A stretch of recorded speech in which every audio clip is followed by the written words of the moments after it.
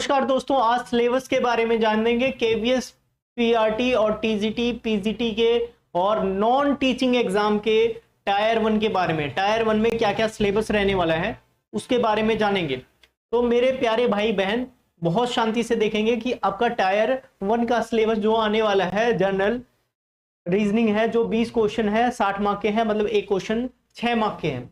तो ये सारे आपने देखे हैं यहाँ पे।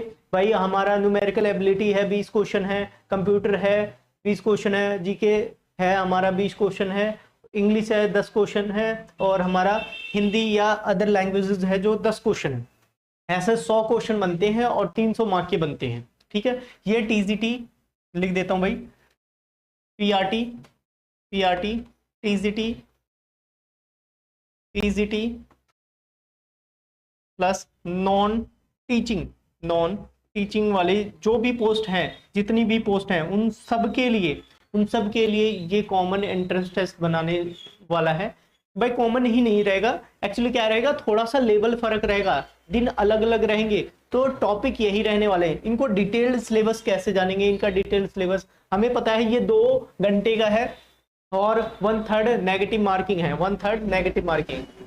तो हम एक एक सब्जेक्ट वाइज, जैसे यहाँ पे सब्जेक्ट दे रखा है वैसे सब्जेक्ट वाइज इनके टॉपिक्स देख लेते हैं। टॉपिक्स हमारे पास में क्या है कि रीजनिंग के हैं 20 क्वेश्चन 60 मार्क, 20 क्वेश्चन है 60 मार्क के हैं। फिर एनालॉजी इसमें पूछा जाएगा, एनालॉजी के बेस पे, तो एनालॉजी कितने कितने प्रकार की, वो सारी चीजें पूछी जाएंगी। एनालॉजी है और सिमिलरिटी है, आपके बेसिक कंसेप्ट हैं जो अर्थमेटिक है। इसका मतलब क्या है, यहाँ पे रीजनिंग है, रीजनिंग आपका वर्बल रीजनिंग, वर्बल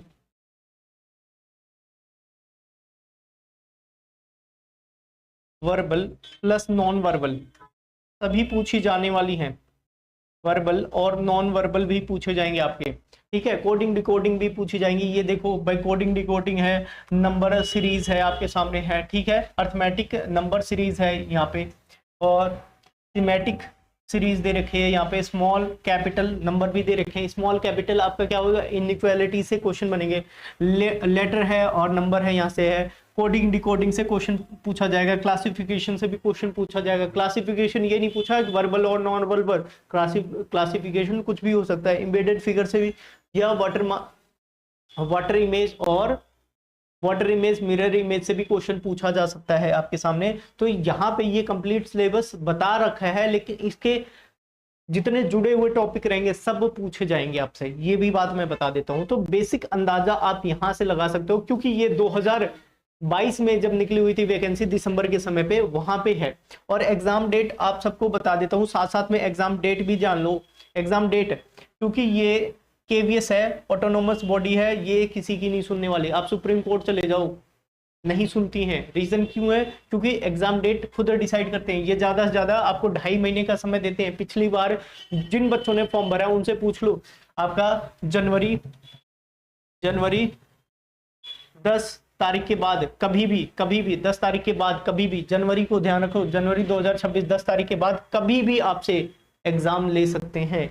तो आप सब जनवरी 10 तक आप तैयार रहें एग्जाम के लिए। फिर इसके बाद रीजनिंग के बाद आ जाते हैं हम मैथ्स के बारे में। क्वांटिटेटिव एप्टीट्यूड है, जो 20 क्वेश्चन पूछे जाते हैं, 60 मार्क के हैं। यहाँ पे नंबर सिस्टम है, सिर्फ नंबर सिस्टम नहीं है, इसमें एलसीएम एचसीएफ भी है। आपका सिंप्लीफिकेशन नंबर सिस्टम में ही आ जाता है, और आपका क्या हो जाएगा, सिंप्लीफिकेशन है, बोर्ड मास है, ये सारे इसी में आ जाएगा। Time and work, pipe and system इसी में आ जाएगा। एवरेज में मिक्सचर के भी क्वेश्चन, एलिगेशन के भी क्वेश्चन आ जाएंगे।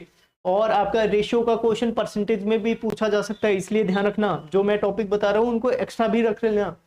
बाकी ऑफिशियल यही दिया हुआ है, लेकिन परसेंटेज ऐसा है कि आप रेशियो को टच करवा सकते हो, फ्रैक्शन को भी टच करवा सकते हो। तो आप परसेंटेज में कुछ नहीं कह सकते कि भाई रेशियो का कैसे क्वेश्चन दे दिया, परसेंटेज दे रखा है, रेशियो आ जाएगा अपने आप।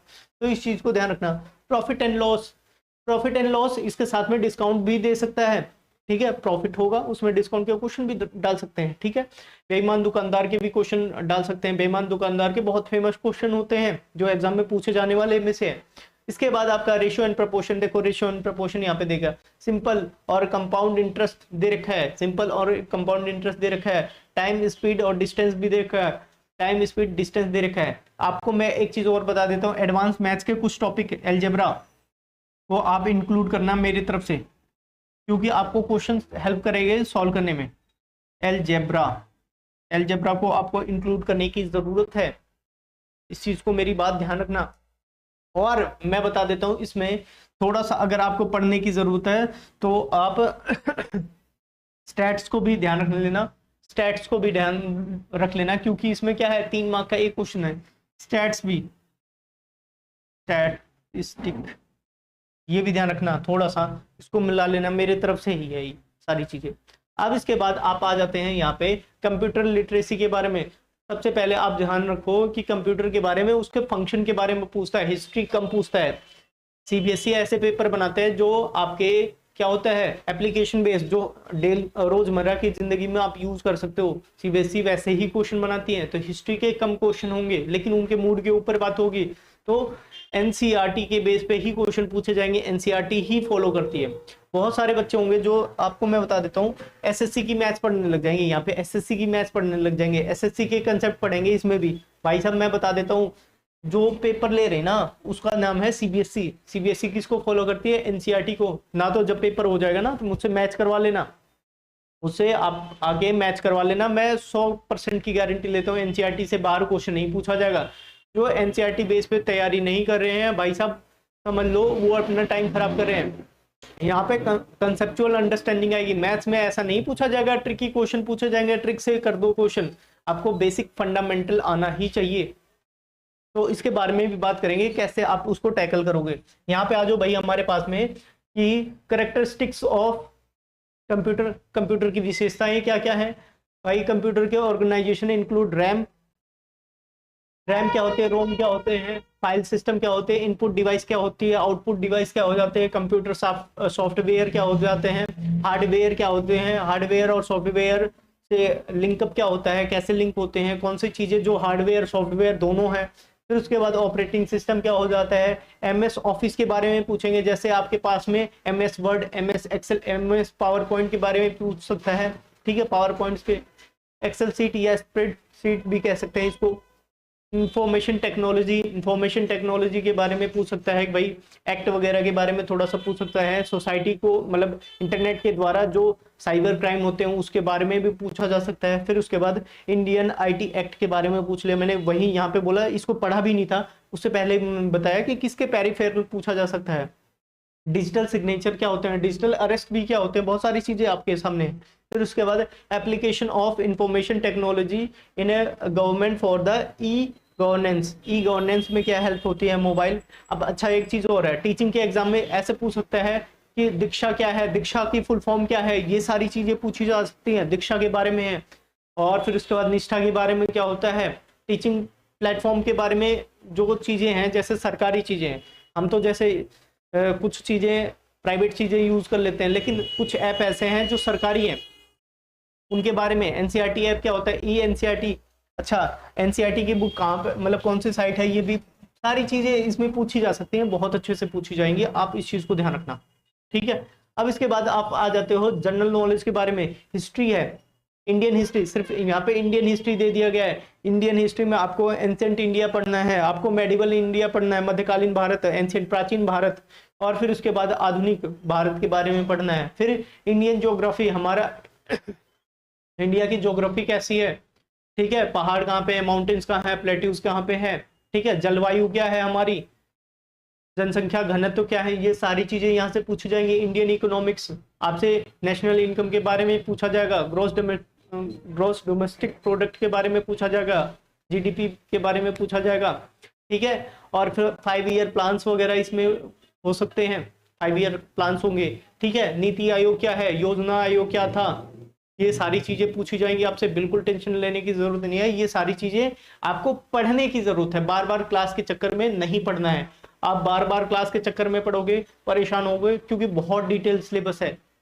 20 क्वेश्चन है, 60 मार्क के हैं, 20 क्वेश्चन 60 मार्क के हैं, लेकिन यहाँ पे आप सबको पढ़ के चले जाओगे, ये असंभव है।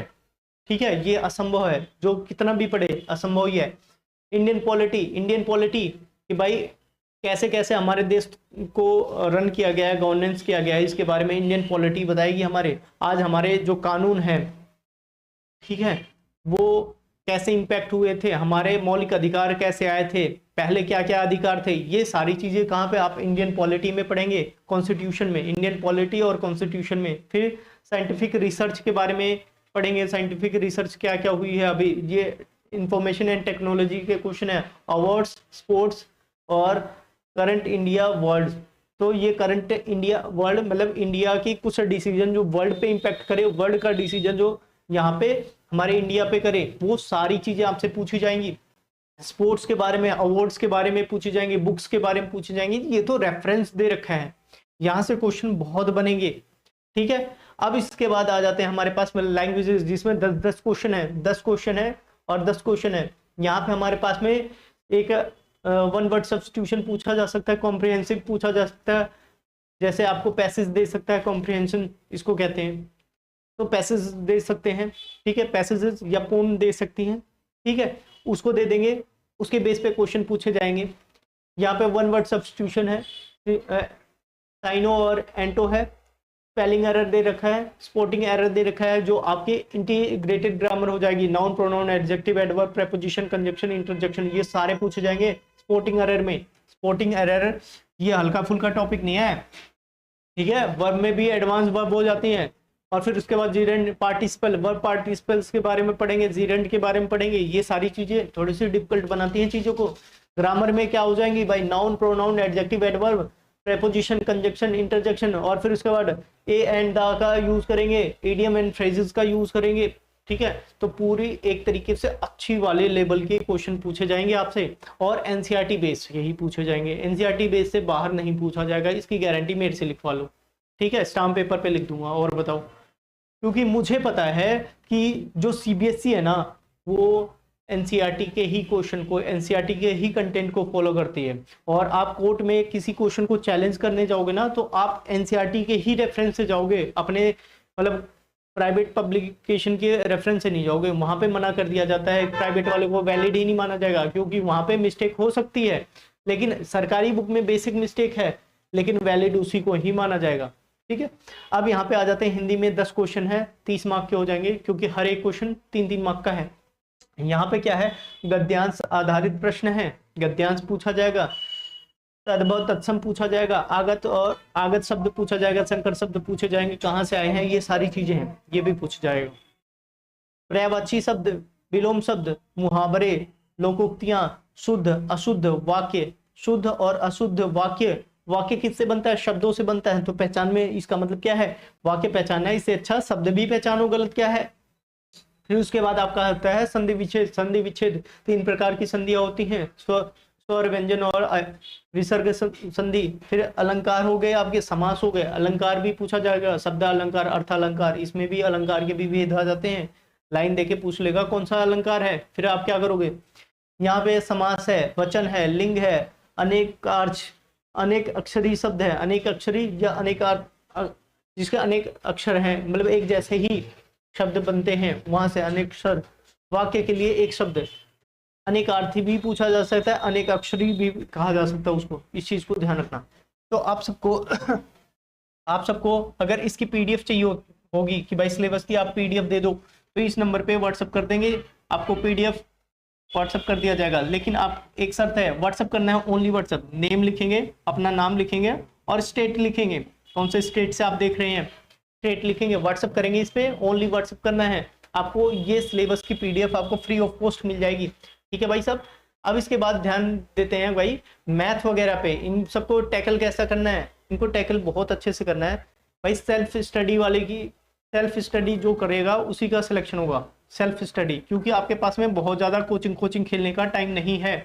ये यहाँ पे डेट निकालेगा, ये मतलब है कि जिन्होंने सीटेट पास करके आए हैं, बेसिक अंडरस्टैंडिंग उनके पास में, इसलिए आपसे क्या पूछा गया है, आपसे सीडीपी वगैरह नहीं पूछा गया है, टीचिंग के सब्जेक्ट पूछे ही नहीं गए, टीचिंग पूछा ही नहीं गया, ठीक है, साइकोलॉजी वगैरह नहीं पूछी गई, एजुकेशनल साइकोलॉजी और इम्पैक्ट वगैरह ये सारी चीज़ें नहीं पूछी गई हैं। आपसे रीजनिंग पूछी जाएगी, रीजनिंग आप प्रीवियस ईयर क्वेश्चन को उठाओ और सॉल्व कर दो। प्रीवियस ईयर क्वेश्चन को अगर आपको चाहिए तो भैया उसी नंबर पे व्हाट्सअप कर लें, इसी नंबर पे व्हाट्सअप करें, प्रीवियस ईयर क्वेश्चन मिल जाएंगे, प्रीवियस ईयर क्वेश्चन मिल जाएंगे, प्रीवियस ईयर क्वेश्चन मिल जाएंगे, बिल्कुल ध्यान रखने की जरूरत है। प्रीवियस ईयर क्वेश्चन मिलेंगे, वहां से आप देखो कि किस किस लेवल के क्वेश्चन पूछे गए हैं। सिलेबस से बाहर नहीं है, जो मैंने आपको बताया है उसी को मानना है। आपको एसएससी की मैथ्स नहीं पढ़नी है, एसएससी की रीजनिंग नहीं पढ़नी है, एसएससी को फॉलो नहीं करना है, एनसीईआरटी बेस्ड कंसेप्ट को फॉलो करना है।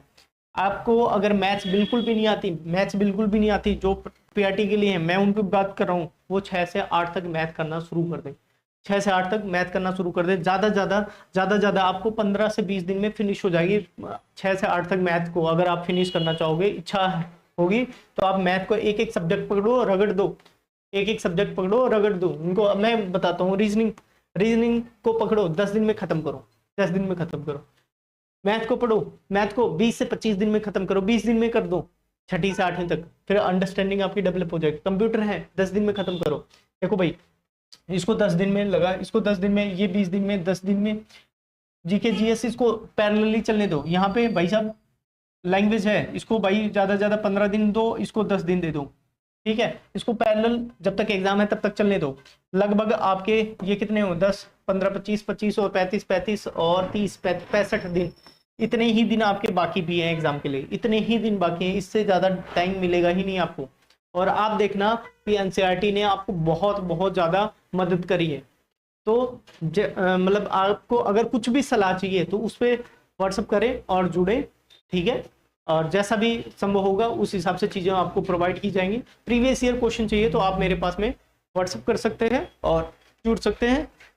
जुड़ने का क्या मतलब है कि आप मेरे से व्हाट्सअप करेंगे, आपको सारी चीजें प्रोवाइड हो जाएंगी। बस बात ये है, पीडीएफ मिल जाएंगी आपको, सिलेबस की पीडीएफ मिल जाएंगे। और मस्त आपको तैयारी करने की जरूरत है, और तैयारी करें और खुश रहें। बहुत ज्यादा पैनिक होने की जरूरत नहीं है। फॉर्म बहुत टाइम पे डाल दें।